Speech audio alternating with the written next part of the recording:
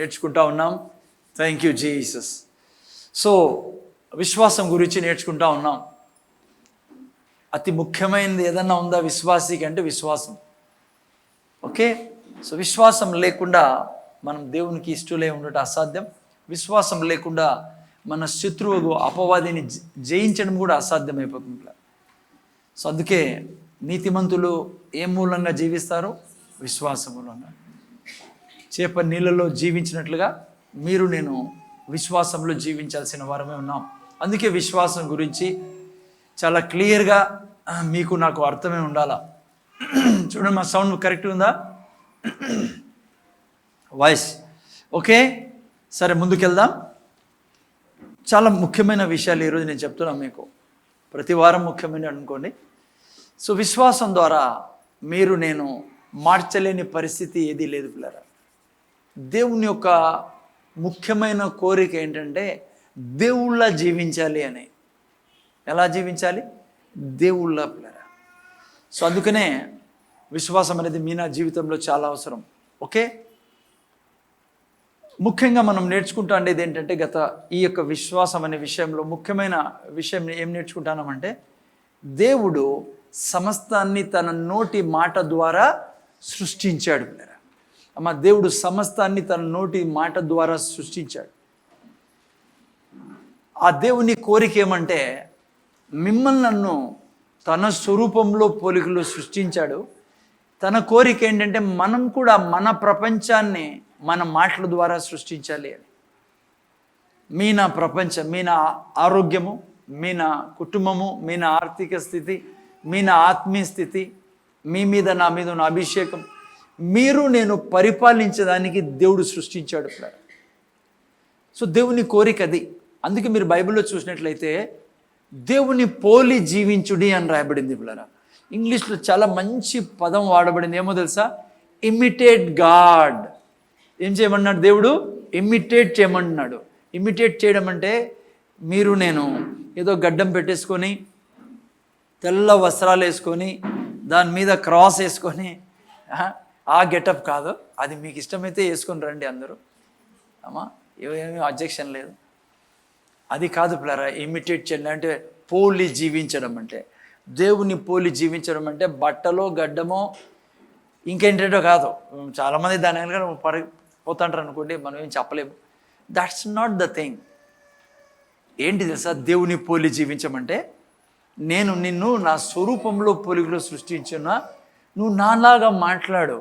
నేను ఎలా సృష్టించాను నా ప్రపంచాన్ని. నాన్న ఇంటన్నారా చాలా ఇంపార్టెంట్ విషయాలు. సాతాను వినకుండా చేస్తాడు. నేను రేపు వారం సాతాను వాక్యం వినేతడు ఏం చేస్తాడో చెప్తాను నేను. ఈ వారం కాదు, ఈ వారం కొద్దిగా టచ్ చేసి ముందు చూడండి నేను. సో పోలి జీవించడం అంటే నా ప్రపంచాన్ని నువ్వు నేను సృష్టించడం. అందుకే దేవుడు మనల్ని తన స్వరూపంలో పోలికలో సృష్టించాడు. దేవుడు ఎట్లా తన ప్రపంచాన్ని సృష్టిస్తాడమ్మా? నోరు తెరిచి మాట్లాడి. దేవుడు మనల్ని ఏమంటున్నా అంటే మీరు కూడా నన్ను పోలి జీవించుడే, నాలాగా మీ ప్రపంచాన్ని సృష్టించుడే. మీ నా ప్రపంచం ఏంటి? నీ నా శరీరము, నీ నా ఆత్మ, మనస్సు, ఐశ్వర్యము, డబ్బు, లేకుంటే సంబంధాలు. ఈ సృష్టిలో మీరు నేను జీవించినంత కాలము దేవుడు మనకి ఏం పని ఇచ్చాడో దాన్ని సృష్టించడం, దానిలా జీవించడం, దేవుని కోరిక నెరవేర్చడమే మన ప్రపంచం. ఓకేనా? సో అందుకనే దేవుడు మనల్ని తన స్వరూపంలో పోలికలో సృష్టించాడు. అందుకని నేను ప్రతి వారం చెప్తున్నా, మీ నా మాటలు చాలా ఇంపార్టెంట్ పిల్లరా. ఈ అందుకే ఇష్టానుసారం మనం మాట్లాడలేదు. మీ నా మాటలకు, దేవుని మాటలకు ఎంత విలువ ఉందో ఈ సృష్టిలో మీ నా మాటలకు అంతే విలువ ఉంది. అందుకే బైబిల్లో ఒక మాట రాయబడింది, నీ వాక్యంలోనే నీ జీవము మరణం కూడా దాగి ఉంది. నీ మాటల్లోనే నీ జీవితం దాగి ఉంది, నీకు మరణం కూడా దాగి ఉంది. చూడండి ఎంత అవసరం. సో అందుకనే ఈ యొక్క టాపిక్ని మనం నేర్చుకుంటా ఉన్నాం. విశ్వాసం ద్వారా ఏది మార్చలేనిది లేదు పిల్లరా. మీరు దేవుళ్ళ మాట్లాడడం మొదలు పెడితే, అంటే దేవుళ్ళ మాట్లాడడం అంటే ఆయనలో వాయిస్ గట్టిగా అనలా అది కాదు. ఇక వాక్యం ఏం రాయబడిందో అది పలకడమే దేవుళ్ళ మాట్లాడడం అంటే.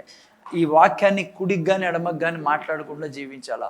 Okay, so okay, main topic అది. గత నాకు తెలిసి 3-4 వారాలు 4-5 వారాలు ఐ మీన్ లైక్ వాక్యం యొక్క ఇంటిగ్రిటీ గురించి నేర్చుకుంటా ఉన్నాం. వాక్యము ఎంత నమ్మకమైంది, ఎంత బలమైంది, ఎంత పరిశుద్ధమైంది, ఎంత శక్తివంతమైందని నేర్చుకుంటా ఉన్నాం. మా వాక్యం యొక్క గుణాలు నేర్చుకుంటా ఉన్నాం. మా అర్థమవుతుంది ప్రతి వారం మీకు చెప్తాండి. ఓకే, మీరు అర్థం కాలేదని నేను చెప్పాల్సిందే. ఓకే, అర్థం చేసుకో, చాలా ముఖ్యం. ఓకే సిసి, సో వాక్యం యొక్క గుణాలను మనం నేర్చుకుంటాను. వాక్యం ఎంత పరిశుద్ధమైన శక్తి అన్నీ మీరు విన్నారు కాబట్టి మీకు గుర్తుంటాయి, లేకుంటే వినొచ్చు. లైక్ నిన్న వారం నేను ఏం చెప్పాను మీకు, వాక్యము ప్రతి ప్రాబ్లంకి సొల్యూషన్, ప్రతి సమస్యకి ఈ సృష్టిలో సొల్యూషన్ వాక్యం. బ్రదర్ చాలామంది అనొచ్చు, నా ప్రాబ్లంకి సొల్యూషన్ ఏం లేదు brother. No no no, nothing doing. వాక్యము ప్రతి ప్రాబ్లంకి సొల్యూషన్ దేవుని వాక్యం. అర్థమైందా? అందుకే 12:6 నిన్న వారం చూసుకున్నాం మనం. జస్ట్ టచ్ చేస్తాను, రీకాప్ చేసి కొత్త విషయంలో కదా. ఏమన్నాడు అక్కడైనా 12:6? యా, నీతిమంతుల నోరు విడుదల జీవపు ఊట కూడా ఉంది. నీతిమంతుల నోరు వారిని విడిపిస్తుంది అని రాయబడింది. Very important thing this is. So ఈ జాగ్రత్త వినండి. నీతిమంతుల నోరు వారిని విడిపిస్తుంది. 12:6 చదివి తెగిన. దుష్టుల నోరు, భక్తిహీనుల నోరు వారిని, భక్తిహీనుల నోరు వారిని చంపేస్తుందని రాయబడింది. సింపుల్ భాషలో చెప్పాలంటే నీతిమంతుల నోరు వారిని విడిపించును కదా. నిన్న వారం గుర్తుందా మీకు? 12 ఏళ్ల రక్తస్రావం గల రోగి ఎలా విడిపించబడింది కదా. ఆమె ఏం చెప్పేది యేసుప్రభుకు ముట్టక ముందు? ఎవరు ఆమెకు యేసుప్రభు గురించి చెప్పారు. అమ్మా, హాస్పిటల్ చుట్టూ తిరుగుతా ఉన్నావు, డబ్బులన్నీ అయిపోయా, ఇంకా నువ్వు అనుకుంటాను నన్ను ఎవడు కాపాడలేడు, నా చావే నాకు శరణం అంటున్నావు. అట్లా కాదమ్మా, యేసుప్రభుని నమ్ముకో తల్లి అని చెప్పారు. ఆమె నమ్ముకుంది యేసుప్రభుని, సువార్త విని. అయితే ఆ క్షణం నుంచి ఒక గొప్ప పని చేయడం మొదలుపెట్టింది. ఏం చేయడం మొదలుపెట్టింది చూసారా? ఆమె చెప్పడం మొదలుపెట్టింది. ఏమని? నేను ఆయన వస్త్రాన్ని ముట్టుకుంటే స్వస్థత పొందుకుంటా. అనుక్షణం వింటున్నారా? అనుక్షణం చెప్పేది బైబిల్ చెప్తుంది. 9:13 ఆమె ఎప్పుడు అనేది, నేను ఆయన వస్త్రం ముట్టుకుంటే స్వస్థత పొందుకుంటా, నేను ఆయన వస్త్రం ముట్టుకుంటే స్వస్థత పొందుకుంటా, ఆయన వస్త్రం ముట్టుకుంటే నేను బాగైపోతా, ఆయన వస్త్రం ముట్టుకుంటే నా శరీరం అంతా బాగైపోతుంది. చూడు ఎటువంటి కండిషన్ తెలుసా? డబ్బులన్నీ అయిపోయి చేసుకుంది, డాక్టర్ల దగ్గర బాగా తిరిగింది, ఎంతమంది డాక్టర్ దగ్గర పోయిందో కానీ బైబిల్ ఏమంటుందంటే ఇంకా రోగి అయిపోయిందంట. కానీ చూసారా ఏం చేసింది ఆమె? ఎప్పుడు వాక్యం చెప్పేది పిల్లరా. ఆయన ముట్టుకుంటే స్వస్థత పొందుకుంటా, ఆయన ముట్టుకుంటే స్వస్థత. ఇదే మీరు నేను దినమంతా చేయాల. ఏమైంది? ఆ మాట చెప్పి యేసుప్రభు తన ఊరిలోకి వచ్చినప్పుడు ఆ యేసుప్రభు వస్త్రాన్ని తాకింది. ఏం జరిగింది అప్పుడు? స్వస్థత పొందుకోండి. యేసుప్రభు ఏమన్నాడు చెప్పాలి మీరు, జాగ్రత్తగా వినండి. యేసుప్రభు ఈ మాట అనలా, నువ్వు నా వస్త్రం ముట్టుకున్న దానికి నువ్వు స్వస్థత పొందావని. ఫెయిల్ అయిపోయే వాళ్ళం మనం ఆ మాట యేసుప్రభు అని అంటే. అందుకంటే ఇంక మళ్ళీ అందరికీ వస్త్రం కావాలి, హ్యాండ్ పట్టుకోండి అని. సార్ యేసుప్రభు ఆ మాట అనలా. యేసుప్రభు ఏమన్నాడు చెప్పాలా? నీ విశ్వాసము ఎక్కడి నుంచి వచ్చింది? అది విశ్వాసం ఆమె చెప్తా ఉంది కాబట్టి. వినుట వల్ల ఆమెలో ఏమొచ్చింది? విశ్వాసం వచ్చింది. ఆమె యేసుప్రభు ఉన్నాడు కాబట్టి పట్టుకుంది, స్వస్థత పొంది. విశ్వాసం స్వస్థపరిచిండేది. ఇంకో మంచి మాట అన్నాడు యేసుప్రభు. ఏమన్నాడు? నాలో నుంచి ప్రభావం. నేను చెప్తున్నా, నువ్వు అనుక్షణం వాక్యం చెప్పే వ్యక్తివైతే, నోటి నిండా ఎప్పుడు వాక్యం, ఏసై తిన్న దెబ్బలు చేతి నాలో స్వస్థత ఉంది, నా శరీరం నిండా ఆరోగ్యం ఉంది, నా రక్తంలో ఆరోగ్యం ఉంది. ఏసై నువ్వు దెబ్బలు తిని నాకు ఆరోగ్యం ఇచ్చావు, నీ శరీరం అంతా గాయపరచబడినది నాకు ఆరోగ్యం ఇచ్చేదానికి నువ్వు బెడ్ ఎక్కే అవసరమే ఉండదు. అర్థమవుతుందా నాయన? లాస్ట్ టైం నేను చెప్పాను పిల్లరా, ఎంతోమంది కరోనా టైంలో చనిపోయారు. డబ్బులు లేకనా? గొప్ప డబ్బు గల వాళ్ళు, అధికారులు, డాక్టర్లు ఈవెన్ చనిపోయారు. సై బైబిల్ ఏమంటుందో తెలుసా? నువ్వు నీతిమంతుడు, నీ నోట్లో దేవుని వాక్యం ఉంటే అది నిన్ను విడిపిస్తుంది. చాలాసార్లు చాలా విడిపించలేవు. డబ్బు ఎంత ఉన్నా చాలామంది ఆ డబ్బు ఉన్నప్పటికీ చనిపోవాల్సి వస్తుంది. మనం చూస్తున్నాం అనేక మంది జీవితాలు. ప్లరా నీ నోట్లో వాక్యం ఉంటే నిన్ను ఈ సృష్టిలో ఏది చంపదు. నువ్వు చెప్పేంత వరకు నేను చనిపోవాలా, నేను ప్రభు దగ్గరికి వెళ్ళాలా, ఇంకా చాలు 90 సంవత్సరాలు 90 సంవత్సరాలు ఇంకా చాలు నాకేని నువ్వు చెప్పేంత వరకు చావు లేదు నీకు. ఇది పరమ సత్యం. ఇదే ఈరోజు నువ్వు మనుషులు ఈవెన్ దేవుని నమ్ముకున్నా కూడా తొందరగా చనిపోవడానికి కారణం దేవుడు కాదు, ఈవెన్ సైతాన్ కూడా కాదు పిల్లరా. నీ నోరు ఇంట్లో కూర్చొని అనాలిసిస్ చేయి, నీకు అర్థమవుతుంది ఎందుకు మనుషులు చచ్చిపోతున్నారు. ఓకే, సో పిల్లరా మీరు నేను దేవుని వాక్యాన్ని అనుక్షణం పలికినప్పుడు బైబిల్ ఏమంటుందంటే దేవుడు తన వాక్యాన్ని ఎందుకు ఇచ్చాడంటే, తన వాక్యాన్ని ఎందుకు పంపించాడంటే తను ఏం చెప్పాడో దాన్ని జరిగించేదానికి. యెషయా గ్రంథం 55, 10, 11 చదివితే నా వాక్యము నేను పంపించున్నా నేను పంపిన కార్యం నెరవేర్చి అది నా దగ్గరికి తిరిగి వస్తుంది అంటాడు దేవుడు. అందుకే వాగ్దానం ఇచ్చింది పిల్లలు. ఎందుకు ఇచ్చాడు ఆ వాగ్దానం? నీకు ఎందుకు ఇచ్చాడు? అది నెరవేర్చుంది మీ జీవితంలో. అదే ఆధారం మనకు. దేవుడు ఇప్పుడు ఆ రోజు తిరుగుతున్నాడు ఆ ముందర 12 రక్తస్రావం రోగి ముందర. ఈరోజు ఆయన వాక్య రూపంలో మన మధ్య తిరుగుతున్నాడు.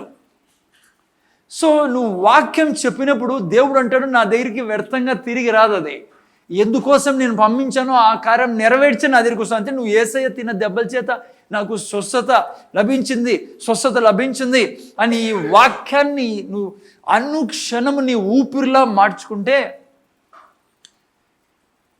దేవుని ఆ వాక్యము నీకు స్వస్థత పరిచే దేవుని దగ్గరికి వెళ్తుంది, లేదంటే వెళ్ళదు. దాని పని నీకు స్వస్థత పరచడమే ఆ యొక్క వాక్యం యొక్క పని. నిజమ్మా.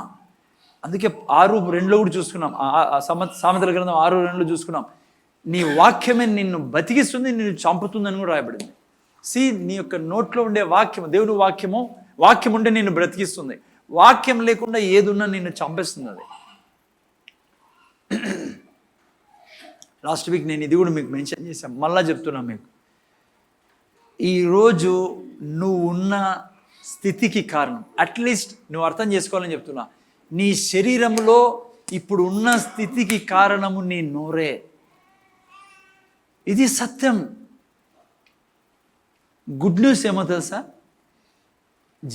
జరిగిపోయింది. ఈ క్షణం నుంచి నువ్వు దేవుని వాక్యం చెప్పేదానివైతే, నా మాట వినండి పిల్లరా, ఆరోగ్యం మన కొరకు దారపోయబడింది. ఒకే ఒక రీజన్ మనలో శరీరంలో ఆరోగ్యం లేకపోవడానికి కారణం. ఎందుకు మాటికి విషయం మీకు చెప్తున్నా ప్రతి వారం అంటే, నాకు తెలిసి ఈ యొక్క సీజన్లో ఈ యొక్క నెల రోజుల నుంచి అనేక మంది దాదాపు అందరూ అనారోగ్యాలు పడుతున్నారు. నేను న్యూస్లో వేరే విన్నా, ముఖ్యంగా ఆంధ్ర తెలంగాణ రాష్ట్రాల్లో పిల్లలందరూ చాలా వరకు అనారోగ్యంలో ఉన్నారని నేను మీకు అదే పనిగా హెచ్చరిస్తున్నా. ఏ వాతావరణం మారినా, ఏమొచ్చినా నీ పిల్లలు కానీ నువ్వు కానీ అనారోగ్యపడరు. అనారోగ్యం ఇల్లీగల్. ఎందుకు సమస్యల్లో పడుతున్నాం తెలుసా? మనము వెళ్ళిపోతాము, దాన్ని పట్టించుకొని పోయిన తర్వాత ఏదో మాత్రలు వేసుకుందాంలే, అది పద్ధతి కాదు, దైవిక పద్ధతి కాదు. అది మీరు మెడిసిన్ వాడుతూ ఉండొచ్చు, వాడద్దనని నేను. అసలైన పద్ధతి వాక్యము నీకు మెడిసిన్లా పనిచేయాల. నువ్వు వాక్యం ఎప్పుడు చెప్తావు ఆరోగ్యం సంబంధించి. ముఖ్యంగా మీ పిల్లలకి నేర్పించండి.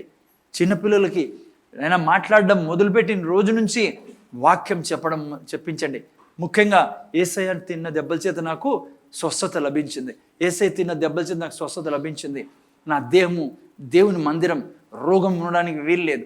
నువ్వు ఎంత ఈ మాటలు చెప్తావో నీ శరీరాన్ని నువ్వు ఆరోగ్యంతో నింపుకుంటావు. ఒక మాట చెప్తాను మీకు, బైబులే చెప్తుంది పిల్లరా. 2 తిమోతి 3:1 ఏమనుందంటే, perilous times are going to come అని. అంటే చాలా కఠినమైన దినాలు, రోగముతో నిండిన దినాలు రాబోతున్నాయి. పెరిలియస్ టైమ్స్ అంటే దేవుడు చెప్తున్నాడు. ఇది ఏంది లేదు, మన కరోనా ఏమీ లేదు, లేకుంటే ఇప్పుడు ఉండే సీజన్. ప్రపంచం మీరు యుద్ధాలు చేస్తున్నారు, అనేక దేశాలు వాళ్ళు పొల్యూట్ చేసి పెడుతున్నారు మొత్తం వాతావరణాన్ని, నీళ్ళని. ఆ తర్వాత మనం వాడే ఈ గ్యాజెట్స్ అన్నీ ప్రతిదీ రేడియేషన్ పుట్టిస్తూ, ప్రతిదీ మనిషికి నష్టం చేసేదే. నైనా మేల్కోండి, నేను ఏం చెప్తాను మీకు. స్టార్ట్ చేయలేదనుకో, ఈ వాక్యాలు చెప్పేది నీ నోటితో ఆరోగ్యం గురించి, నీకు నువ్వే ఇబ్బంది పెట్టుకుంటావు. ప్రభు అంటాడు నీతో, ఎన్నిసార్లు నీకు చెప్పినా నువ్వు ఎందుకు వినవు, ఎందుకు నేను చెప్పింది చేయవని. బైబిల్లో ఏం రాబడింది, మీరు చాలాసార్లు విన్నారు అది.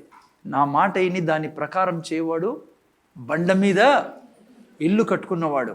వరదలు వచ్చును, తుఫాను వచ్చును, ఆ ఇల్లు ఏమైందంట, పడిపోలేదు. నా మాట విని దాని ప్రకారం చేయని వాడు ఎవరు, ఇసుక మీద తన ఇంటిని కట్టుకున్నవాడు. వరద వచ్చా, వాన వచ్చా ఏమైతుంది, ఇల్లు కూలిపోతుంది. దాన్ని కూలడం చాలా భయంకరమైన రాశాడు. ఏం సమస్య చెప్పండి, వాక్యం చెప్పేదానికి ఏం సమస్య?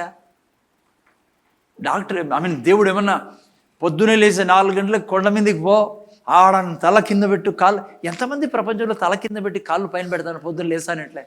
చూడండి, పోయి మీరు పార్కుల్లో పోయి అరుస్తున్నారు. పాపం తప్పేం లేదు, వాళ్ళు చేయలేదు, దేవుడు లేడే. హలో, ఏదో కాళ్ళు ఈడేసుకుంటాను, ఒక కాళ్ళు ఈడేసుకుంటాను, తప్పేం లేదు. ఇట్స్ ఎ గుడ్ ఎక్సర్సైజెస్, చాలా మంచిది. మీరు చేస్తారో లేదో నాకు తెలియదు, కానీ నేను రోజు ఎక్సర్సైజ్ చేస్తాను. నాకు ఎక్సర్సైజ్ చేయకుంటే పెద్ద ఏదో నష్టపోయినట్లు ఫీల్ అవుతాను నేను లోపల.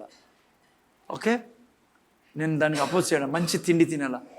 బట్ అవి టెంపరీ, కొంతవరకు లాభం చేకూరుస్తాయి. అవి దీర్ఘాయువునైనా నైనా వింటానావా, అవి నీకు యాక్సిడెంట్ నుంచి కాపాడలేవు, అవి నీకు రోగం రాకుండా కాపాడలేవు. కొంతవరకు నీకు అవి రిలీఫ్ ఇవ్వచ్చు. బైబిల్లో ఒక పోర్షన్ చదవండి, నేను వేరే పాటలు మత్తయి లూకాసు వార్త బైబిల్ చదువుతాడు ఈ మాట చదివాను. 21వ అధ్యాయం లూకాసు వార్త, నేనే చదువుతాను, మీరు చూడండి. 20:34 21:34 ప్లీజ్ నా దిక్కు చూడండి, వినండి ఏం రాయబడింది ఇక్కడ. మీ హృదయములు ఒకవేళ తిండి వలనను మత్తు వలనను ఐహిక విచారం వలనను మందముగా ఉన్నందున ఆ దినము అకస్మాత్తుగా మీ మీదికి ఉరి వచ్చినట్లు రాకుండా మీ విషయమే మీరు జాగ్రత్తగా ఉండుడి. అంటే తిని తాగి పండుకొని జల్సా చేసే దాంట్లో మీరు ఉన్నారేమో, జాగ్రత్త.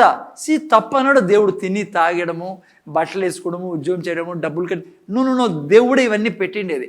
కానీ సర్వం అదే అనుకొని నువ్వు నా మాటలు నోట్లో లేకుండా, నా మాటలు పలక్కోకుండా ఉండకు.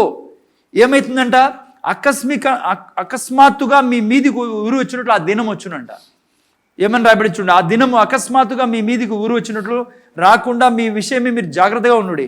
ఏ దినము చూడండి, ఆ దినము భూమి అందంతటా నివసించు వారందరికీ అకస్మాత్తుగా వచ్చును.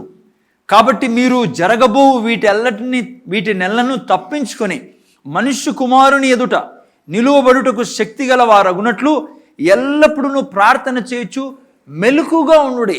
మనకు చెప్తున్న ఆపద్దినాలు ఉన్నాయి. మీకు వ్యక్తిగతంగా ఆపద్దినం ఉండొచ్చు. ఉదాహరణకి వ్యక్తిగతంగా ఏదో అటాక్ ఉండొచ్చు నీ శరీరం మీదకి. నువ్వు కేర్లెస్గా ఉన్నావు అనుకో, ఈయన్నే చెప్తా అంటారులే, మామూలేలే, ఇంటికి పోయిన తర్వాత ఆ నోటిని ఇష్టానుసారంగా వాడుతున్నావు అనుకో, ఆ దినమందు నువ్వు చాలా బాధపడతావు. అప్పుడు అరిస్తే ప్రయోజనంలా, అప్పుడు నీలో విశ్వాసం చాలదు.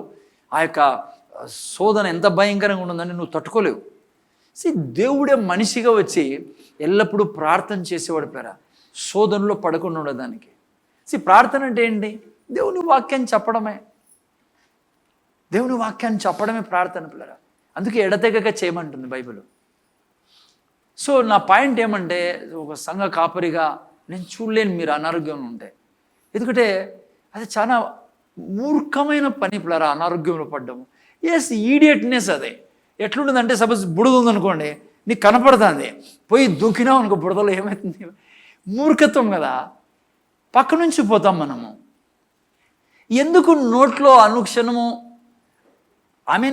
అనుక్షణం ఇన్ ద సెన్స్ లైక్ చాలాసార్లు ఎందుకు చెప్పలేకపోతున్నాను, యేసయ్యా నువ్వు తిన్న దెబ్బల చేత నా శరీరంలో ఆరోగ్యం వచ్చింది, నువ్వు నాకు నా శరీరాన్ని ఆరోగ్యంతో నింపినందుకు కృతజ్ఞతలు తండ్రి. నా దేహం నీ ఆలయం, క్రొవ్విన దూడ గంతులు వేసినట్లు గంతులు వేస్తూ నేను జీవిస్తాను. పక్షిరాజు యవ్వనం వల్లే నా యవ్వనాన్ని అనుక్షణం నేను క్రొత్తగా చేసుకుంటా. ఏ దాని ద్వారా? వాక్యం ద్వారా. తిండి ద్వారా యవ్వనం క్రొత్త కాదు. తిండి ద్వారా నువ్వు క్రొవ్విన దూడ గంతులు వేసినట్లు వేయలేవు. వాక్యము ద్వారా. బైబిల్ చెప్తుంది దేవుని వాక్యము మన శరీరంలో మందులా పనిచేస్తుందని. బైబిల్లో క్లియర్గా దేవుడు రాశాడు, ఐగుప్తు మీదికి వచ్చిన ఏ రోగము నీ మీదికి రాదు అన్నాడు దేవుడు. ఐగుప్తు అంటే ఎవరు? అన్యులు. యేసు ప్రభులో లేనివారు, నిబంధనలో లేనివారు అన్యులు. వారి మీదికి వచ్చే ఏ రోగం నీ మీదికి రానేనన్నాడు దేవుడు. ఆయన అబద్ధం చెప్పడు. అయితే ఈరోజు ఎందుకు అనారోగ్యం మన శరీరంలో రాజ్యం చేస్తూ ఉంది? కారణము మనము ఆయన చెప్పింది చేయడం లేదు పిల్లరా. నా నోటిలో దేవుని వాక్యం ఎప్పుడు ఉండాలా? నేను ఆరోగ్యం గురించి చెప్తున్నాను. ఆరోగ్యమే కాదు, నువ్వు ఐశ్వర్యం గురించి కానీ, పిల్లల విషయం కానీ, కుటుంబ విషయం కానీ ఎప్పుడు చెప్పేదానివే ఉండాలి, చెప్పేవాడివే ఉండాలా. సో ఊరికే ఏదేదో సిల్లిగా తీసుకొని ఏదో చెప్పారులే, విన్నాంలే, పోదాంలే, సమస్య వచ్చినప్పుడు. అందుకే నేను చాలాసార్లు ఈ మాట చెప్పా, నాకు తెలిసి ఏ రోగానికి ఈ సృష్టిలో మందు లేదు. ఆమె అర్థం. మన సిస్టర్ మీ పక్కన ఎవరు కూర్చున్నారు సిస్టర్? పాపం చేయి పెట్టుకున్న. ఈ సృష్టిలో ఏ రోగానికి మందు లేదు. మందు ఒకే ఒక మందు మంది సృష్టిలో ప్రతి రోగాన్ని బాగు చేసే మందు ఒకటే ఉంది. పేరు చెప్పమంటారా? వాక్యం. ఎందుకంటే దాని ఆనందాన్ని నేను అనుభవిస్తున్న అనేక ఎయిడ్స్ రోగాలు, క్యాన్సర్ రోగాలు, ఎన్నో సాక్ష్యాలు మీకు చెప్తూనే ఉన్నా. నెలల్లో డోంట్ వరీ, నువ్వు చెప్పేటప్పుడు వారమైనా బాక్కాలే, 10 రోజులైనా బాక్కాలే, డెవిల్ నీకు సాతాను నేను రేపు వారం చూపిస్తాను వాడు ఎట్లా పనిచేస్తాడు వాక్యం మీద. వాక్యాన్ని ఎత్తుకుపోవాలని కోరిక. వాడు నీతో కంటిన్యూగా మాట్లాడతాడు. వద్దు, ఏం కారణం లేచుడు, వేస్ట్ ఊరికే, మందులు తీసుకున్నావు బాగైతున్నాయి, ఇడిచిపెట్టి ఇది చెప్పొద్దని నీ వెంట పడిపోతాడు వాడు. నువ్వు వారం, 2 వారాలు, 3 వారాలు, 4 వారాలు, 5 నెలలు, 6 నెలలైనా అసలు బ్రతకాల్సిందే నువ్వు వాక్యం ద్వారా. యేసు ప్రభువు ఏమన్నాడు? మనిషి కేవలం రొట్టెతో బ్రతకడు. రొట్టె శరీరం కోసము. శరీరం బాగుండడానికి రొట్టె. నువ్వు బ్రతకాలి అనారోగ్యంలో లేకుండా, బీదరికంలో లేకుండా, భయంలో లేకుండా, నష్టపోకుండా ఉన్నత స్థానంలో నువ్వు బ్రతకాలంటే వాక్యం ద్వారానే బ్రతుకుతావు. అదే యేసు చెప్పాడు, మనిషి కేవలం రొట్టె వలన కాదు కానీ దేవుని నోటి నుంచి వచ్చిన మాట వలన. ఎందుకంటే దేవుని సృష్టి అది పిల్లరా.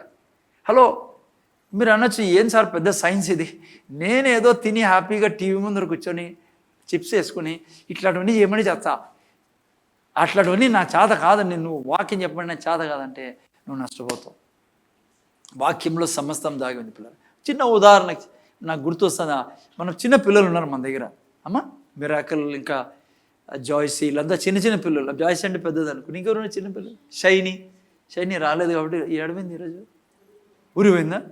గబక్కని వెళ్ళిపోతారు ఊరికే, పులివిందులలో. పర్లేదు రండి. 6 నెలల వరకు నిన్న మొన్న మేము మాట్లాడుతున్నాం ఇంట్లో కూర్చొని ఈ పాప మిరాకల్ గురించి. కేవలం పాలే. చూసారా దేవుడు ఎట్లా సృష్టిని పెట్టాడు? ఏమి ఇచ్చేయలేవు, చుక్క నీళ్ళు కూడా ఇయ్యరు. ఆ పాలే సమస్తం. పాల్లోనే మటన్ బిర్యానీ ఉంది, చికెన్ బిర్యానీ ఉంది, కబాబ్ ఉంది, చారు ఉంది, రసం ఉంది, పప్పు ఉంది, అన్నీ ఏదాంట్లో ఉన్నాయి?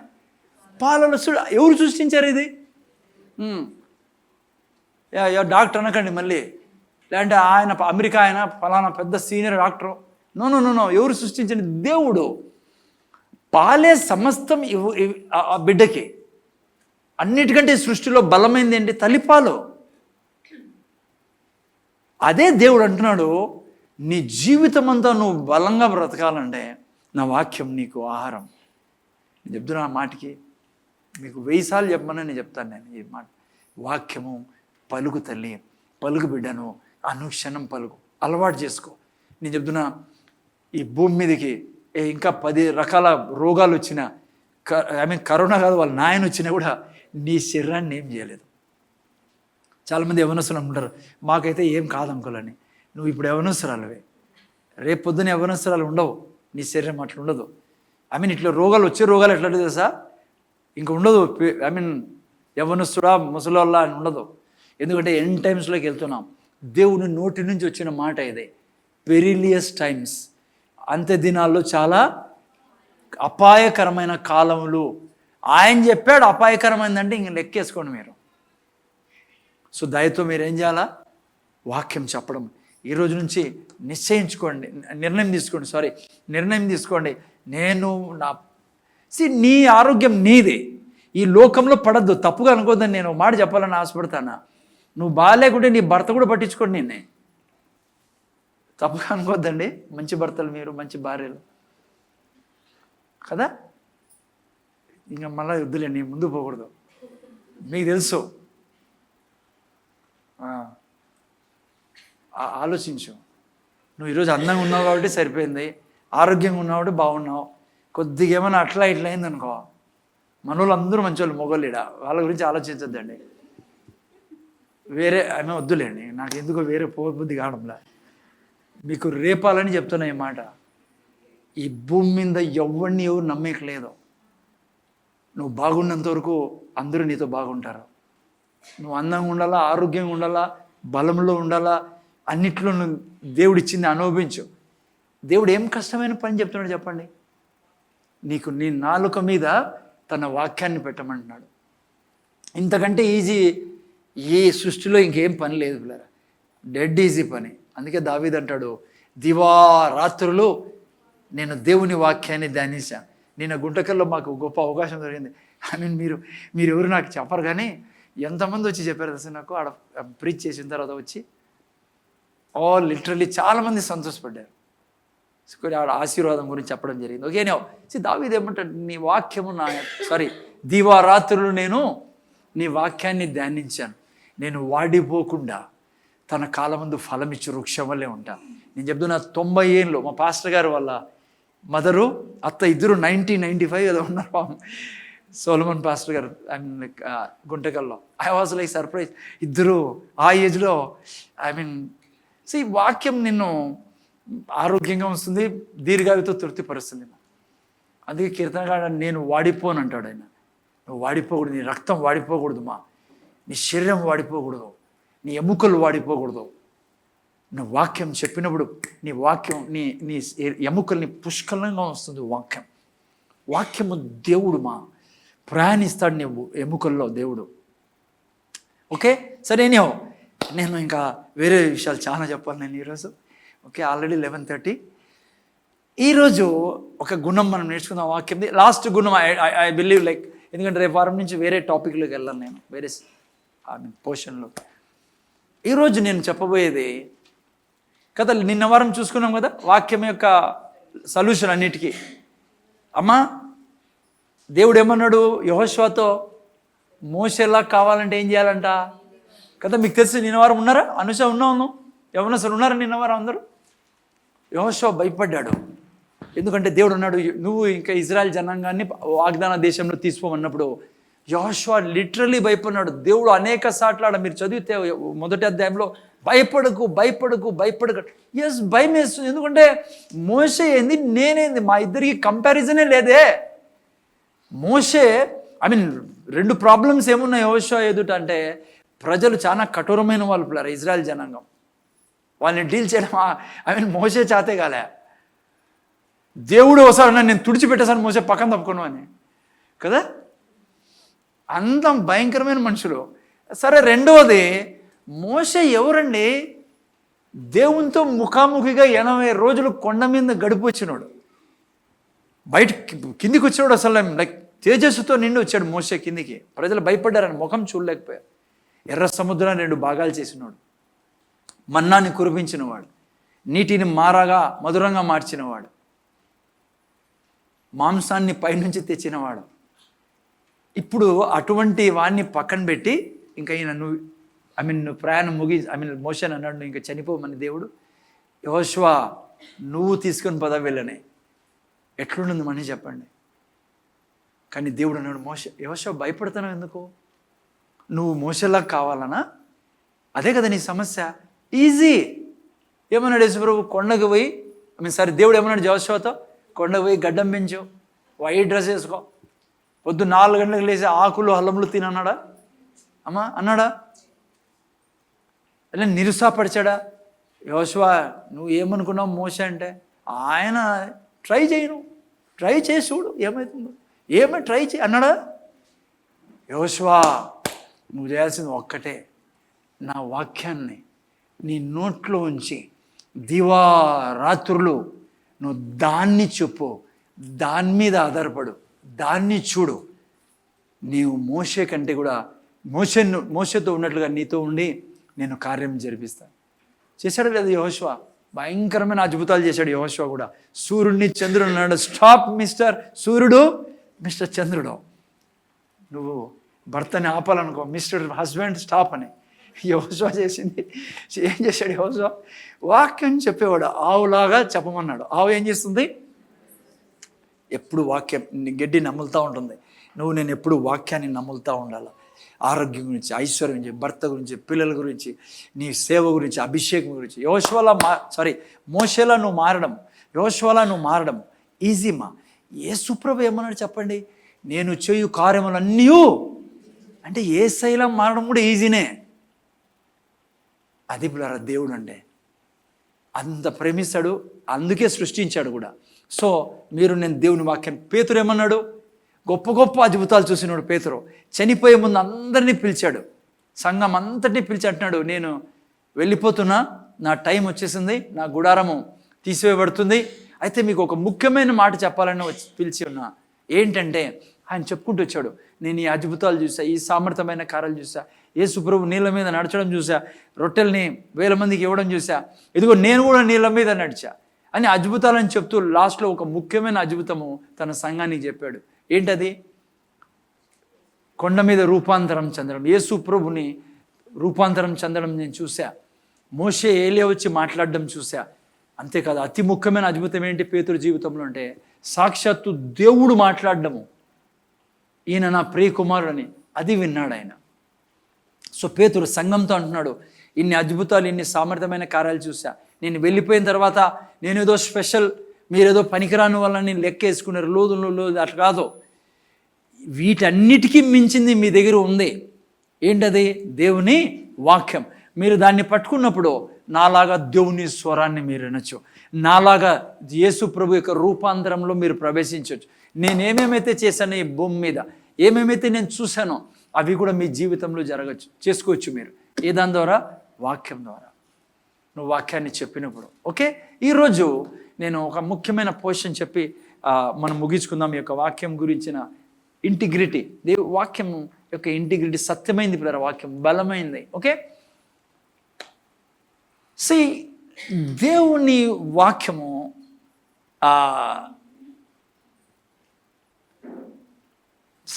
ప్లస్ అంతేకాకుండా సమస్తము యొక్క భారము మోసేది కూడా దేవుని వాక్యమే. అది ఈరోజు మనం నేర్చుకుంటాం. అది God's word will uphold everything. Okay, చదవండి నాతో పాటు హెబ్రీ రాసిన పత్రిక 1. హెబ్రీ రాసిన పత్రిక 1వ అధ్యాయం పెట్టినైనా తెలుగులో చదువుతారు ఎవరైనా? 1 నుంచి చదవండి, చూస్తాం. యాడు పూర్వకాలమందు, అమ్మా గట్టిగా చదవాలి, నేను సౌండ్ పెంచినైనా. పూర్వకాలమందు నానా సమయములలోను నానా విధములుగాను ప్రవక్తల ద్వారా. ఓకే, 3 నుంచి చదవండి నాయనా. 3 వాక్యం నుంచి. ఆయన దేవుని మహిమ యొక్క తేజస్సును ఆయన తత్వము యొక్క మూర్తిమంతమునయుండి తన మహత్తు గల మాట చేత సమస్తమును నిర్వహించుచు. తెలుగులో మహత్తు గల మాట చేత సమస్తమును నిర్వచించుచు అని రాయబడింది పిల్లరా. ఇంగ్లీష్లో చూస్తే ఆయన వాక్యము సమస్తం నిర్మించింది, ప్లస్ ఇట్ అప్హోల్డ్స్ ఎవ్రీథింగ్ అని రాయబడింది. హలో, దేవుని వాక్యము సమస్తాన్ని మోసేదిగా కూడా దేవుడు పెట్టాడు ఈ సృష్టిలో. అమ్మ వింటున్నారా? జాగ్రత్తగా ముందర చూడండి, చాలా ఇంపార్టెంట్ పొజిషన్స్ ఈరోజు నేను చెప్పాల్సింది మీకు. దేవుని వాక్యంలో దేవుడు తన శక్తి అంతటిని దాచి ఉంచాడు పిల్లరా. ఎట్లయితే క్యాప్సూల్లో పౌడర్ ఉంటుందో, అమ్మ క్యాప్సూల్ తెలుసు కదా, అట్లా దేవుని సర్వశక్తి ఏ దాంట్లో పెట్టాడు? లోపల వాక్యంలో ఉంది పిల్లరా. నాయన వింటానరా? ఈ వాక్యము ద్వారా సమస్తం సృష్టించబడింది కదా. ఆకాశము, భూమి, నక్షత్రాలు, సముద్రాలు సమస్తము సృష్టించబడింది ఏ దాని ద్వారా? వాక్యం ద్వారా. కేవలం సృష్టించడమే కాదు, ఇంగ్లీష్లో చూస్తే, ఇంగ్లీష్ చూడండి హైలైట్ చేసి పెట్టాడు అబ్బాయి, అప్హోల్డింగ్ ఆల్ థింగ్స్. ఇది సృష్టించడమే కాక, తేవడమే కాక, అన్నిటినీ మోసాడేది కూడా ఇదే. అంటే సింపుల్గా చెప్పాలంటే అన్నిటినీ సృష్టించడమే కాకుండా నడిపేది కూడా ఏంది? వాక్యమే. ఈనండి ఇప్పుడు సృష్టి అంతా వాక్యం ద్వారా సృష్టించబడింది. సృష్టిని నడిపేది కూడా దేవుని వాక్యమే. అప్హోల్డ్ చేసేది, బరువు మోసేది వాక్యమే. ఏంటండి మీ జీవితాల్లో ఈరోజు చాలా ఈ వాక్యం ద్వారా రిలీజ్ అవుతారు మీరు. ఓకే, అంతేకాకుండా దేవుడు సృష్టితో పాటు మనల్ని కూడా సృష్టించాడు కదా. మన ఆత్మ, మనస్సు, శరీరము, మనకు సంబంధించిన సమస్తం కూడా ఏ దాని ద్వారా సృష్టించబడి ఉన్నాయి? వాక్యం ద్వారా. తెలుసు కదా మీకు అమ్మా, మీరు కూర్చునే చైర్ కూడా వాక్యం ద్వారా సృష్టించబడింది తెలుసా మీకు? ఫ్యాన్ కూడా, సమస్తం. ఓకే, నా శరీరము, ఆత్మ అన్నీ కూడా వాక్యం ద్వారా సృష్టించబడి ఉన్నాయి. ఇప్పుడు వాక్యం ద్వారానే ఇవన్నీ మోయబడతాయి. వాక్యమే వీటిని ఇప్పుడు అప్హోల్డ్ చేయగలదు, అంటే వీటిని భరించగలదు. వాక్యమే వీటిని బాగు చేయగలదు. వింటానండి, ఏం ప్రాబ్లం, ముందుకు పోయినాక మీకు అర్థమవుతుంది. సింపుల్గా చెప్పాలంటే వాక్యం ద్వారా దేవుడు సృష్టించేదే కాకుండా వాక్యానికి ఇప్పుడు రెస్పాన్సిబిలిటీ ఇచ్చాడు నా బరువు మోయడానికి. అంటే నా బరువు ఏ దాని మీద వెళ్ళి ఇప్పుడు? వాక్యం మీద. ఎగ్జాంపుల్ నేను మీకు చెప్తా, వరి కాదండి. నేను ఫస్ట్ ఎగ్జాంపుల్లో మినిస్ట్రీ గురించి చెప్తాను మీకు. నేను పాస్టర్ కాబట్టి మీకు అర్థమవుతుంది. మళ్ళీ వేరే విషయాల్లోకి వస్తాం. దేవుని వాక్యం ఏం చేసి ఇచ్చాడు దేవుడు మనకు? అప్హోల్డ్ చేస్తుంది. తెలుగులో ఏమంటారు? అప్హోల్డ్, ఎత్తి పట్టుకుంటుంది. నేను మన అనంతపురం భాషలో వాక్యమే బరువు మోసేది, మన బరువు మోసేది. అది నా ట్రాన్స్లేషన్. అర్థం కావాలంటే మీకు, వాక్యమే నీ బరువు మోసేది మా. ఓకే, ఉదాహరణ మినిస్ట్రీ గురించి చెప్తాను, మీకు అర్థమవుతుంది. మినిస్ట్రీ అంటే ఇది చర్చ్. చాలాసార్లు నాకు కొంతమంది ఫోన్ చేసో లేకుంటే అట్లా ఇట్లా సలహా అడుగుతూ అంటారు. నేను వాటన్నిటినీ సేకరించి ఓకే కుకింగ్ చేసి మీకు చెప్తాను. అవి మీకు అర్థం కావాలని. నా దగ్గర చాలామంది వచ్చినప్పుడు వాళ్ళు చాలా ప్రభులో ఉంటారు. సుధాకర్ బ్రదర్, దేవునిలో ఉన్నవాళ్ళు, భక్తిగా ఉన్నవాళ్ళు, వాళ్ళు నాతో ఒక మాట అంటారు, అన్నా నేను చర్చ్ స్టార్ట్ చేయాలనుకున్నా. అంటే మంచి చర్చ్ నాకు మా బయట వాళ్ళు అడుగుతూ అంటారు. కొద్దిగా భక్తి, మంచి భక్తి వాళ్ళు, లైక్ మీలాగా భక్తిగా ఉండి దేవుని కొరకు జీవించాలా, ప్రభు కొరకు జీవించాలా. మా ఇంటన్నారా సారీ. సో వెంటనే వాళ్ళు అంటారు కొన్ని మాటలు. ఏమంటారు తెలుసా? అన్నా మా ఊరిలో పాస్టర్ 10 క్లాసే చదివిండేది, ఆయనే నడుపుతున్నాడు చర్చ్. నేను ఎంఎస్ఐ. ఎవరు?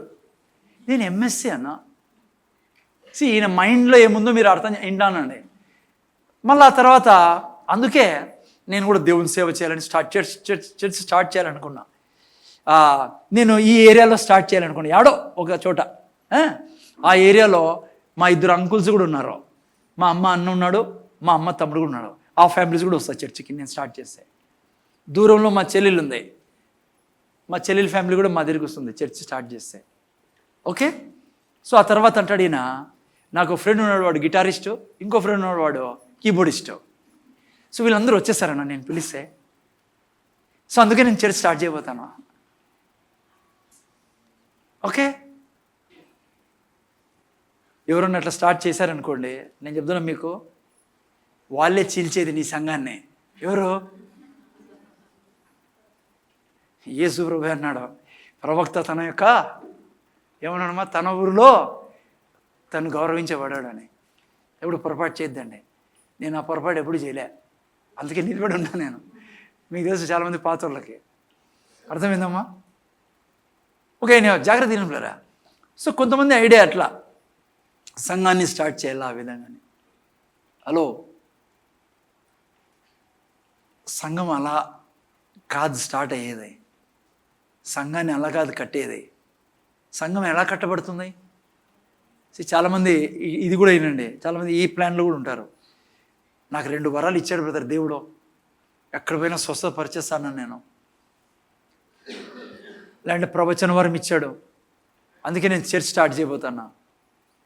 పొరపాటు నా పని చేయొద్దండి. వరాలు మంచిదే, మనకు కావాలా, కోరుకోవాలా. లైక్ ప్రార్థనలో అనుక్షణం కోరుకోవాలా, వరాలు నాకు కావాలి. ఎందుకంటే హాస్పిటల్లో ప్రజలు నిండి ఉన్నారు, జైళ్ళల్లో ప్రజలు ఉన్నారు, పాప పనులు చేసుకుంటూ చాలామంది తిరుగుతున్నారు. వాళ్ళ కొరకు మన వరాలు చాలా ఉపయోగపడతాయి. We should ask God. But నువ్వు సంఘాన్ని దాని మీద స్టార్ట్ చేయలేవు. ఏ దాని మీద సంఘం స్టార్ట్ అవుతుంది? ఉదాహరణకి నేను వెళ్ళి సువార్త చెప్తాను ప్రజలకి. వాక్యం చెప్పినప్పుడు వాక్యం వింటారు వాళ్ళు. పరిశుద్ధాత్మ దేవుడు వారిలో పని చేస్తాడు. పని చేసినప్పుడు వారు యేసుప్రభువుని రక్షకుడుగా అంగీకరిస్తారు. ఆ తర్వాత సంఘానికి వస్తారు.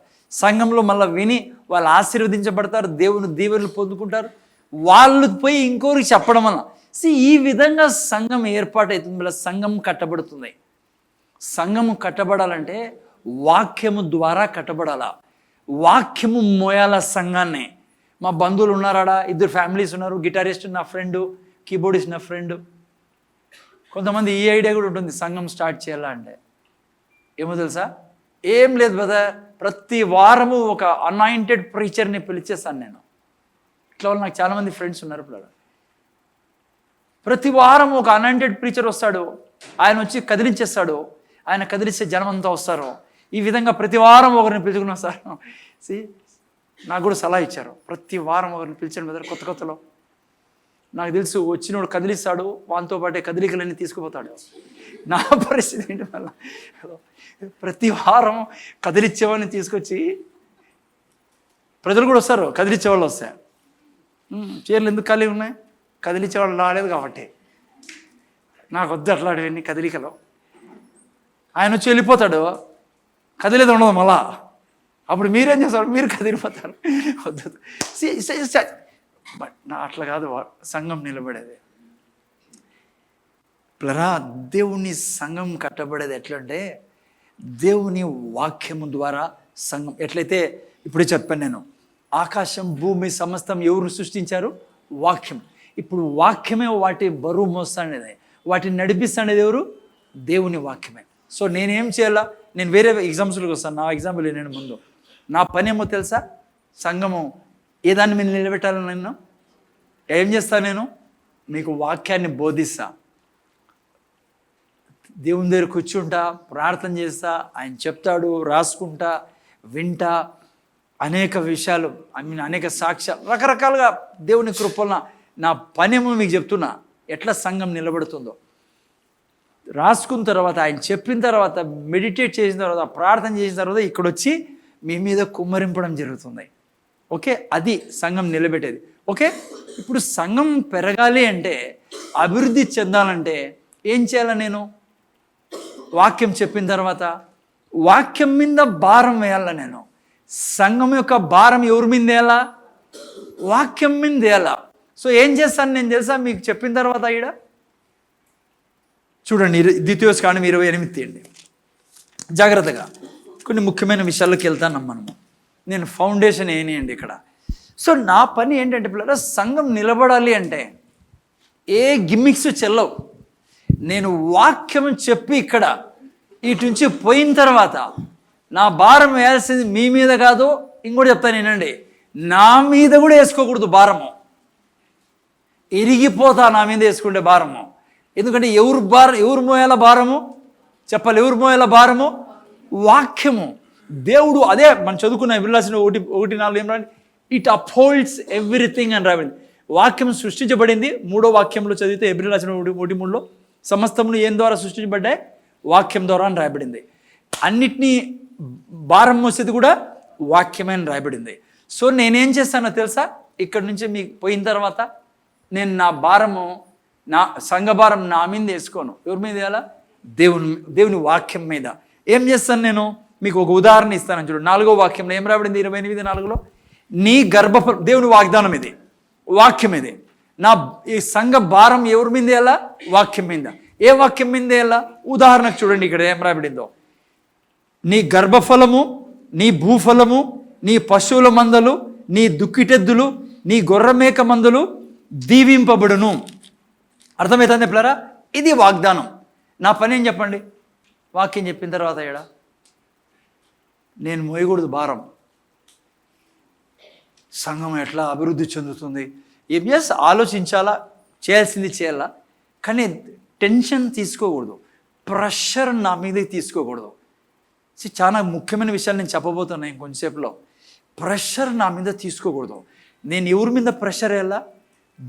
దేవుడి మీద వేయాలి. ఎట్లా వేస్తా నేను ప్రెషర్ తెలుసా? నువ్వు అన్నావు. మొబైల్ బంద్ చేసాను సిస్టర్, తొందరగా ముందర చూడండి, ఇంకా ముందర చూడండి.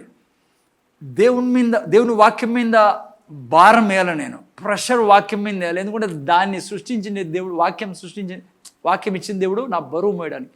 నేనంట నీ గర్భఫలం నువ్వు అన్నావు, నీ భూఫలం, నీ పశువులు, మందలు, దుక్కిటెద్దులు అన్నావు.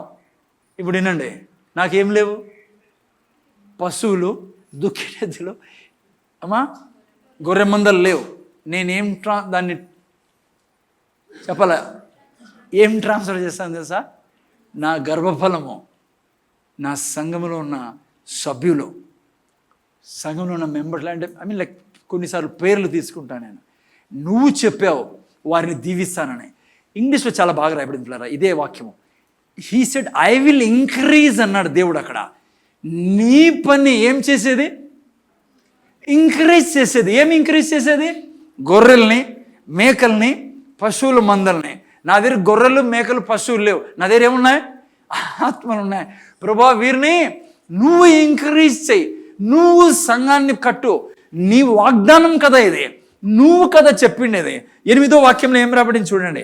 నీ కొట్లలో నీవు చేయు ప్రయత్నములు అన్నిట్లో నీకు దీవెన కలుగును. నువ్వు అన్నావు నా ప్రయత్నం అన్నిట్లో నీ దీవిస్తానని.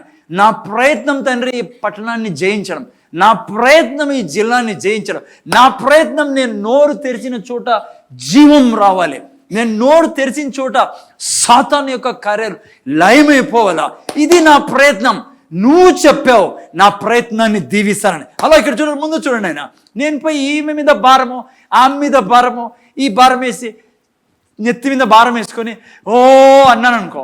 మీకు తెలుసా బైబిల్ ఒక సాక్ష్యం నాకు గుర్తొస్తుందని చెప్తాను మీకు. పౌలు ఎంగిచ్చో గారని సౌత్ కొరియాలో పెద్ద చర్చ్, ప్రపంచంలోనే పెద్ద చర్చ్ కదా, తెలుసా మీకు? విన్నారా? యా. ఆయనకి ఏం జరిగింది తెలుసా? ఆయన 40 ఏళ్ళ వయసులో ఉన్నప్పుడు సివియర్ హార్ట్ అటాక్ వచ్చింది ఆయనకి. హాస్పిటల్లో అడ్మిట్ చేశారు. 1 నెల రోజులు బెడ్ మీద ఉన్నాడు. యేసు ప్రభు ఏం చెప్పాడు తెలుసా? 1 నెల రోజులు నువ్వు ఈడే రెస్ట్ తీసుకో, నువ్వు బయట రాకో. ఆయనతో స్ట్రైట్గా చెప్పాడు. ఆయన సాక్ష్యం మీరు వినండి. ఎందుకో తెలుసా? ఈ పని చేసేవాడు కాదంట ఆయన. సంఘం అభివృద్ధి జరుగుతూ ఉంది. 5 మందితో మొదలైంది.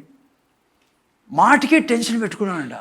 ప్రభువా ఎట్లా, ఇంకా ఏం చేయలే, ఇంకా ఓ వాళ్ళు రాలే, ఓ ఈమె కనపడ్డంలే. అప్పుడప్పుడు నాకు కొంతమంది అడుగుతారు, ఆమె అడిగిపోయిందని. ఆమె అడిగిపోయినాడని నేను ప్రార్థన చేశాను అనుకోండి, కానీ ఆమెను తీసుకొని నా నెత్తి మీద పెట్టుకొని నేను తప్పుగా అనుకోద్దండి, ఆ సార్ని తీసుకొని నా సంకల మీద ఏమంటారా సారీ భుజాల మీద అట్లాంటి కథలన్నీ చల్లవు మన దగ్గర. నాకు తెలుసు, లేకుంటే ఈ 10 పెద్ద ఆసుపత్రిలో, లేకుంటే సవేరాలను. No I don't do that. ఒకవేళ చేసేవాడినేమో నాకు జ్ఞానం లేకుంటే. యేసు ప్రభు అన్నాడు, ఎందుకు టెన్షన్ పడతాను? నువ్వు అనుకుంటాను ఈ సంఘం అంతా నేను మోస్తానని. సౌత్ కొరియాలో అనేక మంది వస్తారు, నిన్ను చూసి వస్తున్నారు అనుకున్నావా? హలో, ప్రభు మాట్లాడింది ఆయనతో. నువ్వు కాదు భారం మోసానేది, నేను నా వాక్యం భారం వేయాల. ఇది కూడా మా వాక్యం చెప్పానే, అది దాని మీద భారం వేయాల. నేనేం చెప్పాలి తెలుసా? దేవుని దగ్గర అనుక్షణం నా యొక్క చేతి కార్యాలని నువ్వు దీవిస్తానన్నావు. నా చేతి కార్యం ఏం చెప్పండి? నేను టీచర్ని కాదు, లేదంటే లైక్ గవర్నమెంట్ ఎంప్లాయీని కాదు, నేను సేవకుణ్ణి. నా చేతి కార్యం ఏంటి? నా సేవ, నా సంఘం. నువ్వు దీవించు. చూడండి 12లో ఏం రాబడింది? యెహోవా నీ దేశం మీద వర్షము దాని కాలమందు కురిపించుటకును నీ చేయి కార్యం అంతటినీ. అందుకే టెన్షన్ ఉండదు పిల్లరా నాకు. హలో, ఒకప్పుడు టెన్షన్ పెట్టుకుని నాకు తెలియనప్పుడు ఆరంభంలో ఎట్లా సంఘం అని నాకు డౌటే. మీరు 100 మంది 60 మంది కూర్చొని నేను చూసేది 60 లక్షల మందిని. నా ఆశ అదే. నా ఆశ గల ప్రాణాన్ని దీవించేది ఎవరు? మీరు కాదు పిల్లరా. మీరు మంచిది ఉన్నారు, సంఘంలో ఉన్నారు, మంచిది. మీకు కొన్ని వేరే విషయం చెప్పాలి నేను. అందుకే నేను ఫస్ట్ నా గురించి చెప్పుకుంటాను. నేను ప్రెషర్ వేసుకోను పిల్లరా, వేసుకోకూడదు ప్రెషర్. ఎవరి మీద ఎలా ప్రెషరు? వాక్యం మీద ఎలా ప్రెషర్? దేవుడు అందుకే ఆయనతో అన్నాడు, 1 నెల రోజులు ఆడే ఉన్నాడు. హాస్పిటల్లో. ఆ తర్వాత ఆయన బయటకు వచ్చిన తర్వాత ఎప్పుడే కానీ తన మీద ప్రెషర్ తీసుకునేవాడు కాదు. నువ్వు ప్రెషర్ తీసుకుంటే నువ్వు పాపంలో జీవించడం మొదలు పెడతావు. నువ్వు వాక్యం మీద ప్రెషర్ వేస్తే నువ్వు పరిశుద్ధతలో జీవిస్తావు. సో ఇది నేను చేసే పని పిల్లరా. ఓకే, జాగ్రత్తగా వినండి. వాక్యం మీద నా భారం వేసి నేను నిలబడితే నేను విజయుడిగా జీవిస్తాను. పరిశుద్ధతలో జీవిస్తా, ఆనందంలో జీవిస్తా, ఆరోగ్యంలో జీవిస్తా. ఖచ్చితంగా విజయం నాదే. ఎందుకు తెలుసా? నా భారము యెహోవా మీద వేసిండేది. అందుకే బైబిల్ ఏమంటుందో తెలుసా? భారం మోసుకుంటున్న సమస్త జనులారా నా యొద్దకు రండి. ఏం చేస్తాను నేను? మీకు విశ్రాంతిని కలుగజేసే దేవుణ్ణి. భారం మనం వేయాల్సింది ఎవరి మీద? యేసుప్రభు మీద. ఇప్పుడు ఏంటంటే ముఖ్యంగా ఈరోజు యేసుప్రభుని నమ్ముకున్న కుటుంబాలు ఎంత దుఃఖంలో బాధల్లో జీవిస్తున్నారు తెలుసా? ఈవెన్ ఇక్కడ కూర్చున్న వాళ్ళలో కూడా మీరు తెలియక, జ్ఞానం లేక. సో ఈరోజు లైక్ దేవుని బిడ్డలు కూడా చాలామంది, సార్ నా భర్తే పెద్ద భారం సార్, నాకు ఈ మనిషి నా జీవితంలో వచ్చిన తర్వాత నా జీవితమే ఇంకా మీరే ఫిల్లింగ్ ద బ్లాంక్స్ భారం. కొంతమంది అంటారు ఈమె చేసుకున్నాక నా జీవితమే పనికి రాకుండా అయిపోయింది సార్, పెద్ద భారం సుత్తి ఈమె. లేదంటే ఈ పిల్లలు ఎందుకన్నా కన్నానో పెద్ద తలనొప్పి వీళ్ళు. నేను చెప్తున్నా మీకు, కుటుంబము ఆనందించడానికి దేవుడు ఇచ్చినది పిల్లరా.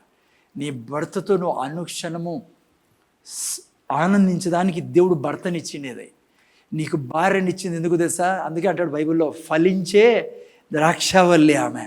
నీ పిల్లలు నీకు ఆనందం ఇచ్చే గొప్ప ఆయుధాలు పిల్లలు. అన్నిటికంటే మిగతా ఇడ్లీ సాంబార్లు అన్నీ 10 నిమిషాలే సంతోషం ఇస్తాయి. నీ పిల్లలు నిన్ను అనుక్షణం సంతోషంలో పెట్టడానికి పిల్లలు ఇచ్చినది దేవుడు. కుటుంబం ఇచ్చింది అందుకే. జాగ్రత్తగా ముందర చూడండి పిల్లరా. కష్టాలు, సమస్యలు, ఇరుకు ఇబ్బందులు ఇంట్లో వస్తాయి. అందుకే అట్లా టైంలో ఏం చేయాలనేదే మనం నేర్చుకుంటా ఉన్నాం ఈరోజు ఉదయకాలం. జాగ్రత్త చూడండి. ఆయన ఇంట్లో సమస్య వచ్చినప్పుడు ఎవరి మీద ప్రెషర్ వేస్తాను? ఏం చెప్పాలి నువ్వు? బైబిల్లో వాక్యాలు తీసి చెప్పాలి పిల్లరా. సపోజ్ ఇదే కీర్తనలో, ఇదే అధ్యాయంలో మనం చూస్తే, సరే ఇంట్లో కష్టం వచ్చింది, నేను ఇంకా ప్రాక్టికల్ ఎగ్జామ్ ఇస్తాను. ముందు చూడండి మీరు. కష్టం వచ్చింది, ఏం చేస్తాను? భార్య కానీ భర్త కానీ, తండ్రి భారం ఎవరి మీద ఎలా? మనిషి యొక్క బుద్ధి ఏమో తెలుసా? ఈ పాపాత్ముని బుద్ధి ఏమో తెలుసా నీకు? పాపాత్ముని కాదు, ఎవడు దొరుకుతాడో వాని భుజం మీద ఎక్కుతామని అంటారు కదా. గ్లాస్ పడిపోయింది అనుకున్న, ఉదాహరణకి కింద చేతిలో నుంచి నాదే అనుకుందాం.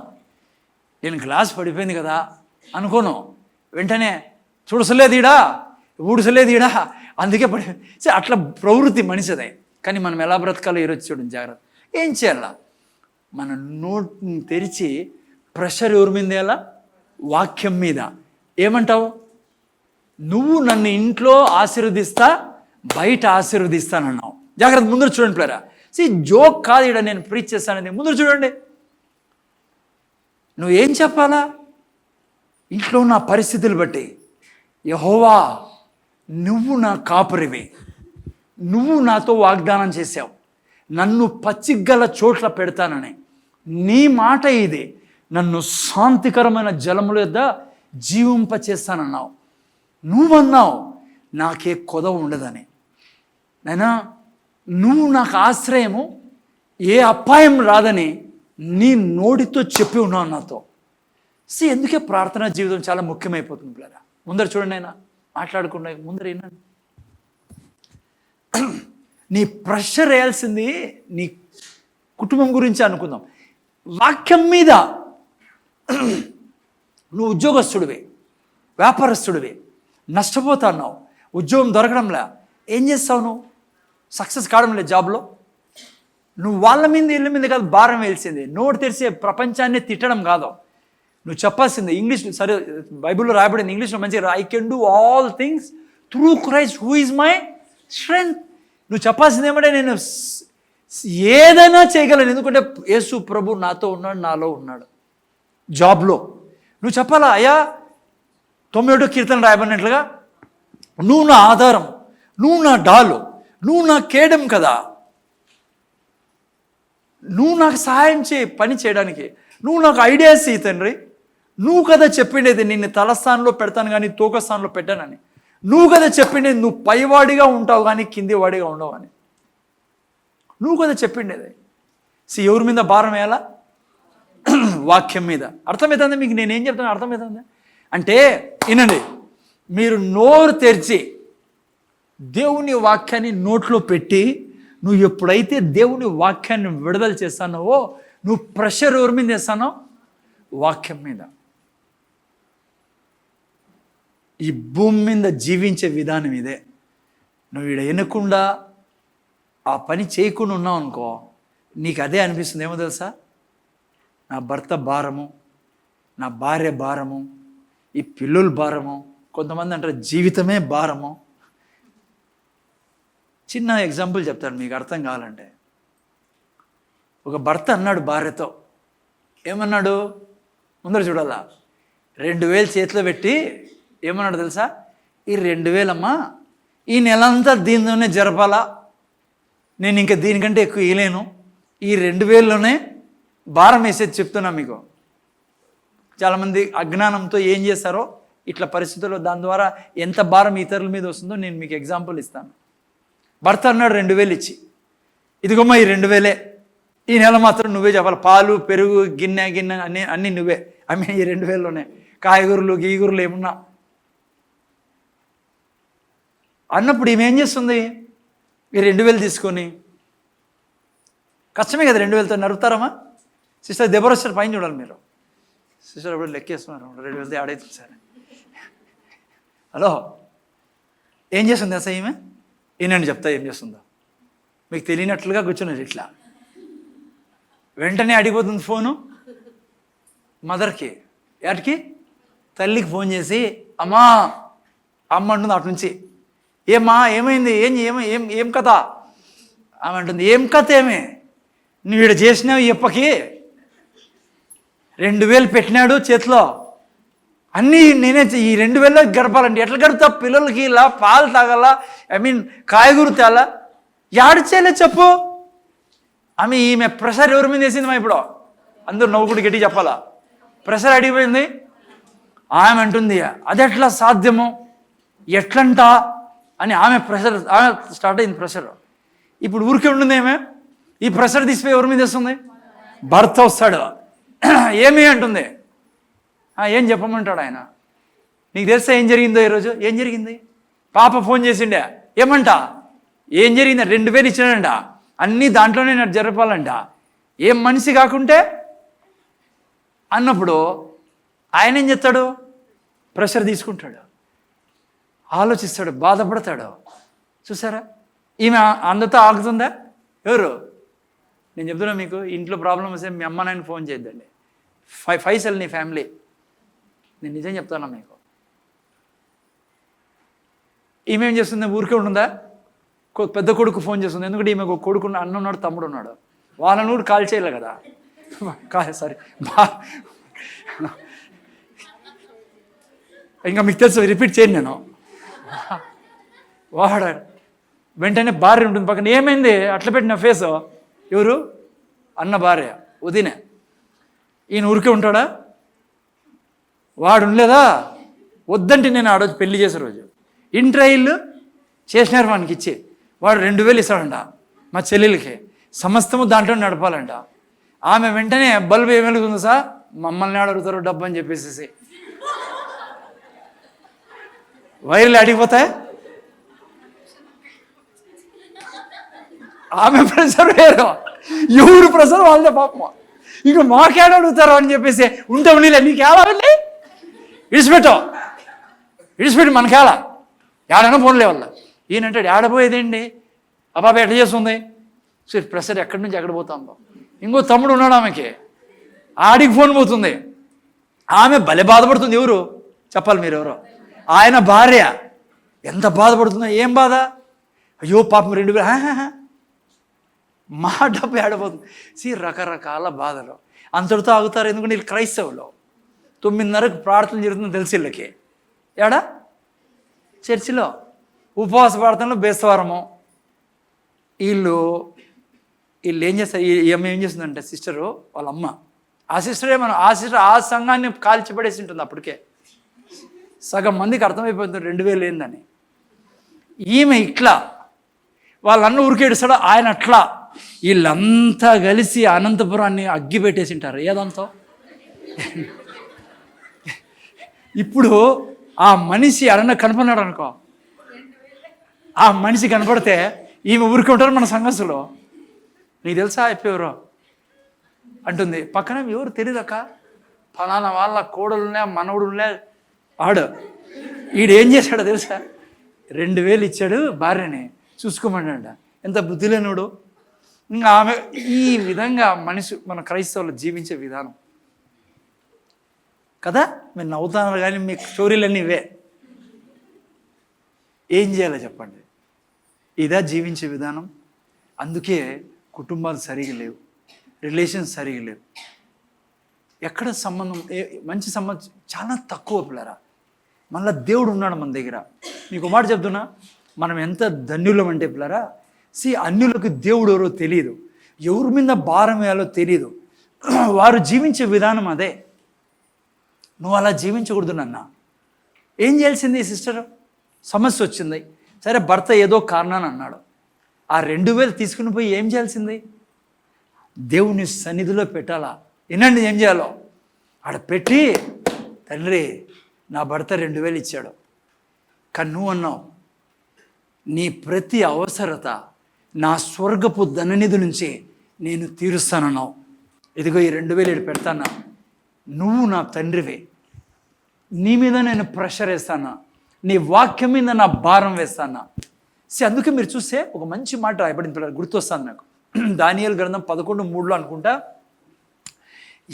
They that know their God they shall be in might, ఏదో రాయబడి, they live in a might.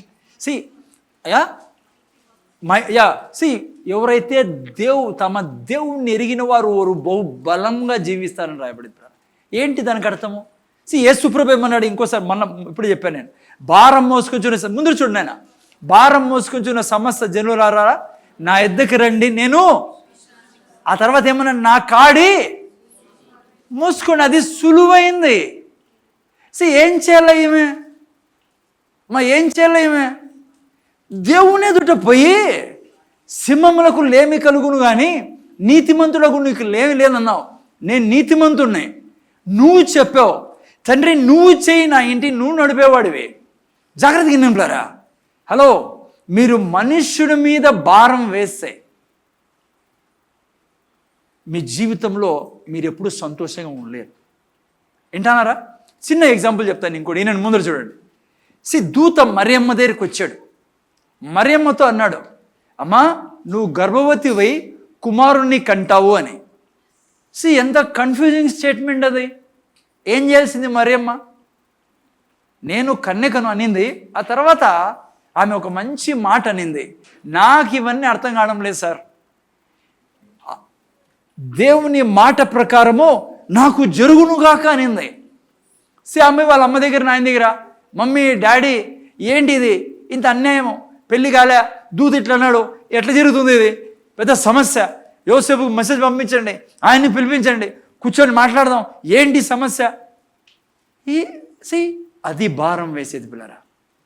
ఈ సృష్టిలో అతి కఠినమైన పని మరియమ్మకు దూత చెప్పడం జరిగింది. అంతవరకు జరగంది ఏదన్నా ఉందా ఈ సృష్టిలో అంటే కన్యక బిడ్డని కనడం. మరియమ్మ ఎవరి మీద భారం వేసింది, నాకేం అర్థం కావడం లేదు కానీ ఇదిగో దేవుడు చెప్పినట్లుగా జరుగునుగాక అని. నేను ఎవరి మీద భారం వేశాను? ఈరోజు చాలామంది క్రైస్తవ కుటుంబాల్లో దేవుని వాక్యం మీద భారం వేరుపడారా. ఏ సమస్య వచ్చినా నోరు తెరచి శాపపు మాటలు. నేను మళ్ళా చెప్తున్నా, నీకు దేవుడు, నిన్న శుక్రవారం వచ్చిన వాళ్ళకి అర్థమైంది, చాలామంది రాలా, యాకోబుని దేవుడు ఎట్లా రిపేర్ చేశాడని నేర్చుకున్నాం. జాగ్రత్త వినరా, నీలో ఈ అలవాటు ఉందనుకో, సమస్య వస్తూనే మీ అమ్మ నాయనకి ఫోన్ చేసి భర్త గురించి లేనిపోని చెప్పినావు అనుకోను, నీకు సమస్య వచ్చినప్పుడు నీ భార్య గురించి మీ అమ్మ నాయనకి ఫోన్ చేసి చెప్పినావు అనుకో, నీ జీవితం గబ్బు గబ్బు అయిపోతుంది. నువ్వు ఏం క్రైస్తవుడివి, నువ్వు ఏం భారం వేస్తానో దేవుని వాక్యం మీద? అసలు నీకు దేవుడు అంటే ఏం తెలుసు నీకు? ఎంతమంది కుటుంబాలు అట్లా లేవు చూడండి, ప్రపంచం చూడండి, క్రైస్తవుడు ఎక్కడుండేది ఈ సాక్ష్యం? ఏంది నువ్వు దేవుడిని నమ్ముతాండేది? సమస్యలు కష్టాలు వస్తాయి, ఎవరి మీద భారం వేయాలి నువ్వు? మీకు తెలుసా డైవర్స్ కేసెస్ ఎన్ని పైలప్ అయినాయో? ఈవెన్ క్రిస్టియన్ ఫ్యామిలీస్ చెప్తున్నా మీకు నేను. అందుకే బైబిల్ అంటుంది, జ్ఞానం లేక నా ప్రజలు నాశనం చేసుకుంటాను నా జీవితాన్ని. నా పర్సనల్ వైఫ్ వాడు చెప్తున్నా మీకు, మీకు అందరికి తెలిసిన విషయం. నాకు శ్రేయోభిలాషం చాలామంది అప్పుడప్పుడు అడుగుతున్నారు, తప్పేం లేదు అన్న, స్వీటీను మీ అల్లుడు రావడం లేదే, చాలా రోజులే రాక అని. మీరు అడగరు, మీ చాలామందికి మనసులో ఉండొచ్చు. నేను చీమంత టెన్షన్ తీసుకొని ఈమె కూర్చుంది, నా పిల్లలు ఆడ ఇద్దరు వెనకలు కూర్చున్నారు, నేను ఊహల్లో కూడా తేనదే.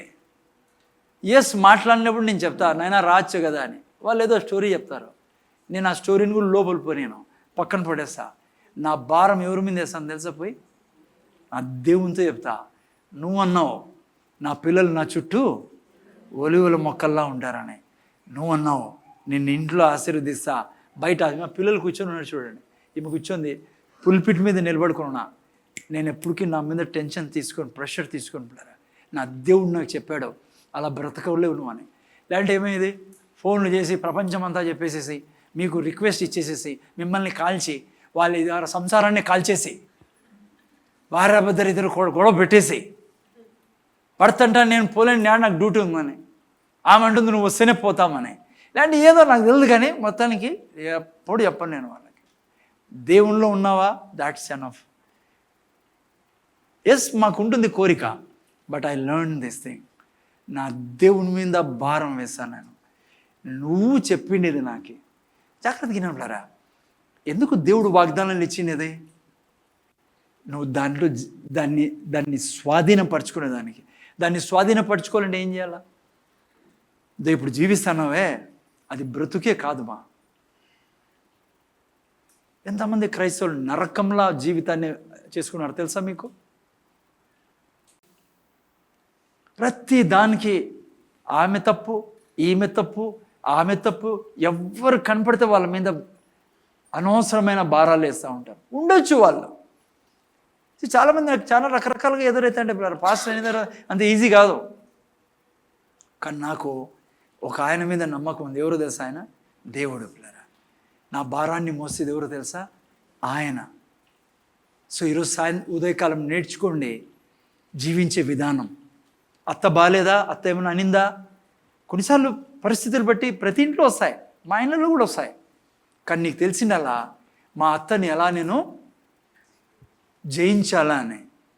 నోరు తెరిచి మీ అత్త గురించి ఊరికే ఆ మాటలు ఈ మాటలు అందరికీ చెప్పుకుండా తిరిగినామనుకో, నీ జీవితాన్ని నాశనం చేసుకుంటావు, నీ కుటుంబంలో సమాధానం ఉండదు. నేను చాలామంది క్రైస్తవ కుటుంబంలో చూసాను పిల్లరా, 60 ఏళ్ళు 70 ఏళ్ళు అయింది పెళ్ళయ్యే, మనవాళ్ళు మనవరాలు అంతా ఉన్నారు, కానీ వీళ్ళిద్దరి మధ్య సమాధానమే లేదు, సంతోషమే లేదు, భార్య భర్తల మధ్య సంతోషమే లేదు, తల్లి పిల్లల మధ్య సంతోషమే లేదు పిల్లరా.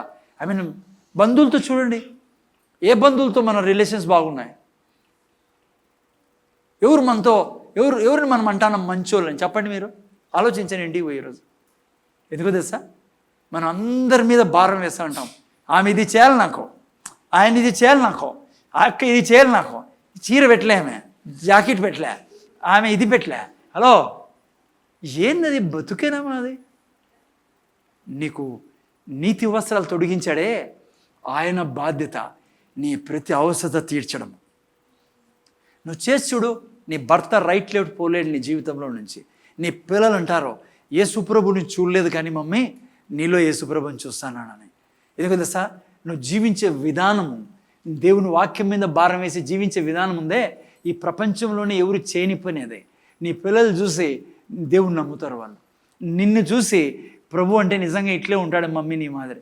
ఎందుకంటే నీ నోట్లో ఎవరి గురించి శాపం వినరు వాళ్ళు, ఎవరి గురించి చెడు వినరు వాళ్ళు, ఎవరి గురించి నువ్వు కంప్లైంట్ చేయని వ్యక్తివి, నువ్వు ప్రతి ఒక్కరిని దీవించే వ్యక్తి. నీకు తెలుసు ఆ వ్యక్తి నాకు ఇట్లా హింసిస్తానంటే నీకు తెలుసు సాతాను ఆ వ్యక్తి వెనకలా పని చేస్తానో, నేనేం చేయాలా ఆ వ్యక్తిని జయించాలంటే నా భారం దేవుని మీద వేయాలా. అందుకే బైబిల్ అంటుంది మనం పోరాడున్నది రక్తమాంసంతో కాదు పిల్లరా. ఎందుకు ఈరోజు సంబంధాలు చెడిపోయి ఉన్నాయి? దేవుడు సృష్టించిన విధానం తెలియక. అన్యులంటే వాళ్ళకి తెలియదు దేవుడు ఎవరో. మీరు నేను ఎప్పుడు మర్యమలా ఉండాలి పిల్లరా. ఎవ్వరు ఏం బాధ పెట్టినా, ఈ వ్యక్తి నాకు ఎంత అన్యాయం చేసినా నేను ఎట్లా బ్రతకాలి తెలుసా? ఆ వ్యక్తి దగ్గర పోయి నేను ఇబ్బంది పడాల్సిన పనిలే. ఓకే, అవసరం వస్తే ఏదైనా మాట్లాడంతే గౌరవంగా మాట్లాడదాం. లేకుంటే తను చెడు తన గురించి పోయి ఆయనకు చెడు ఆయన గురించి పోయి ఆయనకు చెడు. ఏంటి బ్రతకది? ఎందుకు తెలుసా నువ్వు అట్లా చేస్తానో? నువ్వు దేవుని మీద నమ్మకం లేదు, దేవుని మీద విశ్వాసం లేదు, ఆయన వాక్యం మీద విశ్వాసం లేదు. ముఖ్యంగా యవ్వనస్తులు గుర్తుపెట్టుకోండి, జీవించే విధానం నేర్చుకోండి. భార్యాభర్తలంటే స్వర్గం లాంటి స్థలం పిల్లరా. అది ఇద్దరు కలిసి అనుక్షణం ఆనందించాల్సిన స్థలం అది.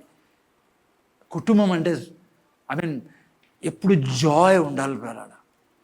సమస్య వస్తే మాట్లాడుకోవాలా కూర్చోని, కానీ నువ్వు భారం వేయాల్సింది దేవుని వాక్యం మీద. అందుకే ప్రార్థనా జీవితం ముఖ్యం బిడ్డ.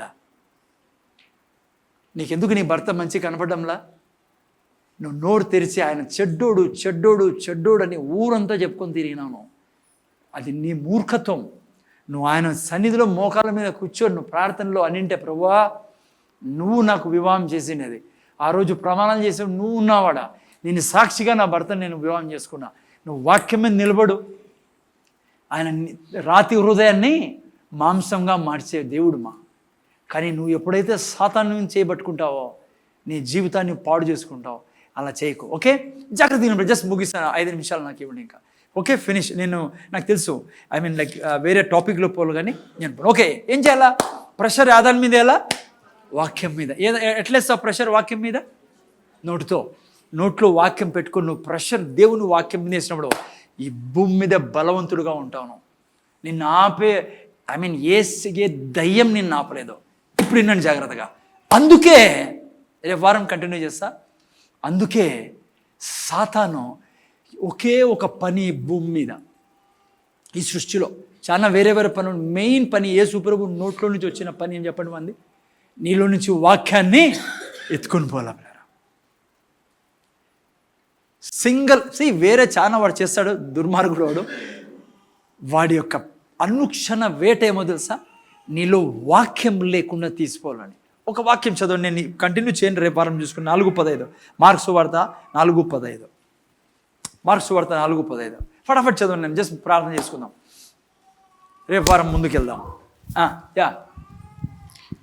త్రోవ పక్క నుండి వారు ఎవరనగా వాక్యము వారిలో విత్తబడును గాని వారు వినిన వెంటనే సాతాను వచ్చి వారిలో విత్తబడిన వాక్యమును ఎత్తుకొని పోవును. చూసారా? ఇంగ్లీష్లో మీరు చదివితే వెంటనే, తెలుగులో కూడా వెంటనే వస్తాడంట వాడు. మీకు తెలుసా సాతాన్ని ఎవరంటే భయమో వాడికి? చర్చికి పోయినంత మాత్రం వాడు భయపడ్డావు. వాడే అంటాడు కొంతమందికి మీరు తప్పకుండా పోవాలని చర్చికి. మన చర్చిలో అట్లా లేదండి. ఎందుకంటే వాడు కొంత టీంని పెట్టుకుంటాడు చర్చిలో, కొట్లాడే వాళ్ళు. తెలుసా చాలా పాలిటిక్స్. నేను గుంటకల్లో నాకే ఆశ్చర్యం వేసి ఇంత భయంకరంగా ఉంటారా అని. చర్చిస్లో తెలుగుదేశము, ఇంకో పార్టీ ఏంటది, వైఎస్ఆర్. చర్చిలో ఒక బ్రదర్ నేను చెప్తా అంటే, బ్రదర్ నిజం చెప్తానారా మీరు అంటే ఊనన్నా అంటున్నాడు ఆయన. మనం యాడికి బయటికి పోము, అప్పుడప్పుడు అవకాశం దొరుకుతుంది బయటికి పోయేదానికి. ఆడెవరో మన బ్రదర్స్ దొరుకుతారో. ఆయన చెప్తా ఉంటే నాకు చాలాసేపు వరకు ఈ క్రైస్తవులా వీళ్ళు ఏమో ఐ వాజ్ లైక్, ఈ అనంతపురంలో పెద్ద సంఘం అదే, నేను పేరు చెప్పకూడదు, మన ఎవరు బయట పెట్టకూడదు అట్లా. ఎందుకంటే వాడు వాళ్ళని అరేంజ్ చేసుకుంటాడు. అందుకే చర్చికి పోతే వాడికి భయంలే.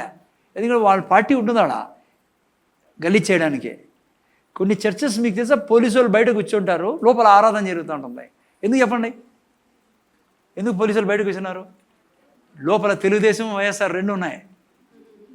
మా పార్టీలు ఏం సంబంధం లేదనుకోండి, చెప్తున్నా మీకు అర్థం చేసుకోవాలని. 2 పార్టీలు ఆడుకుంటుకుంటాయని వాళ్ళు కూర్చున్నారు. ఇంకా ఆ చర్చిలో దూతలు ఎవరుంటారు? అంతా ఎవరుంటారమ్మా? చూసారా? నేను రేపు వారం దీనిలో కంటిన్యూ చేస్తా. ఎందుకు వెంటనే వస్తాడు వాడు? వెంటనే. ఎందుకంటే అది నీ దగ్గర ఉంటే వాడు నీ జీవితంలో ఏ కార్యము చేయలేడు పిల్లరా. సాతానుతో నువ్వు అన్నావు అనుకో, ఎందుకురా నా ఎండ పడినావు, కాల్సింటే కమ్మలు తీసుకోరా, పోరా నాయన, ఎందుకురా వాక్యం తీసుకుని పోతావు, కాలంటే గల్స్ ఏమంటుందని కాళ్ళ గొలుసులు ఇస్తాను రా అంటే వాడేమంటారు, నాకేం వద్దావు, నువ్వే పెట్టుకోవన్నీ, ఆ వాక్యం దా నాకు. అది విత్తాడే ఈరోజు చెప్పాడే వాక్యం మీద భారమేమని. వినద్దది, వినద్దు, వాక్యం మీద భారం అని వద్దు మనకే. ఆలోచించండి ఇంటికి పోయి. ఈరోజు నీ ప్రతి రిలేషన్ చెడిపోవడానికి ఒకే ఒక కారణం ఏమో తెలుసా? నువ్వు వాక్యం మీద భారం వేయకుండా వాళ్ళ మీద భారం వేసావు. ఆ మనిషి మీద భారం వేయడానికి కాదు దేవుడు నిన్ను సృష్టించినది. దేవుడు నిన్ను సృష్టించినది ఈ సృష్టిలో వాక్యం ద్వారా, వాక్యం మీద భారం వేయడానికి. నువ్వు ఈరోజు వాక్యం మీద భారం వేసి ఉంటే ఆ భర్త అలా ఉండేవాడు కాదు. నువ్వు దేవుని నమ్మలా, వాక్యాన్ని నమ్మలా, నీ బలాన్ని వాడావు, నువ్వు సాతానుతో చేయగలిపి నీ కుటుంబాన్ని నాశనం చేసుకున్నావు. నీ భార్య అలా ఉండడానికి కారణం ఏమో తెలుసా? నువ్వు దేవుని నమ్మలా. నీ చేతిలో బైబిల్ ఉంది, నువ్వు దేవుని బిడ్డవని చెప్పుకుంటానో మంచిదే, కానీ నీకు వాక్యం మీద నమ్మకం లేదు. లేకుంటే నువ్వు జీవించే విధానం వేరే ఉంటాడే. నువ్వు ఈ పట్టణానికి, మీ బంధువుల మధ్య, ఈ దేశంలో మిమ్మల్ని చూసి అనేక మంది అన్యులు యేసుప్రభు దగ్గర పోతే అంత సంతోషంగా ఉంటారా? భార్యాభర్తలు అంత మంచిగా ఉంటారా సార్? వాళ్ళు ఎవరి గురించి ఎప్పుడు ఏమి చెప్పరు సార్, ఏ కంప్లైంటే లేదు వాళ్ళ దగ్గర. ఎట్లా సార్ అది? అమ్మా వాళ్ళు చర్చికి పోతారమ్మా, యేసుప్రభు నమ్మ, వాళ్ళ భార్యాభర్తలు చూడమ్మా. సార్ మీ కొట్లాడు రావా? ఇద్దరికి భార్యాభర్తలు ఇద్దరికి కొట్లాడు పడరావా? వస్తాయి, కానీ నా యొక్క భారం నా భార్య కాదు, నా భారం నా దేవుని వాక్యం మీద.